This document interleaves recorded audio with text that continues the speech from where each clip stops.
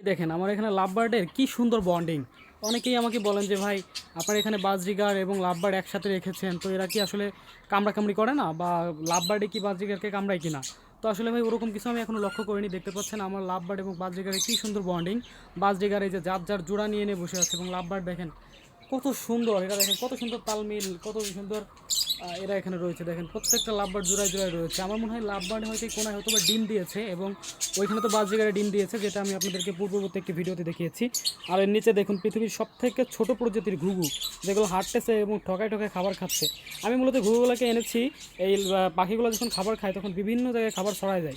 ওই ঘুঘুগুলো ওরকম হাঁটবে এবং টকায় টকায় খাবারগুলো খাবে। এই যে এখান থেকে গিনিপিগ, এই গিনিপিগ হচ্ছে আমি যখন পাখিদের ঘাস এনে দিই তখন অনেক উৎকৃষ্ট ঘাস থেকে যায়, যে ঘাসগুলা পরবর্তীতে যখন এখান থেকে বৃষ্টি নামে, বৃষ্টির সময় আপনার ওই পাইপ দিয়ে বের হয়ে যাওয়ার সময় ঘাসে পাইপ আটকে যায়, যেগুলো হচ্ছে গিনিপিগগুলো ঘাসগুলোকে খেয়ে নেয়। এই জন্য হচ্ছে গিনিপিগ আনা।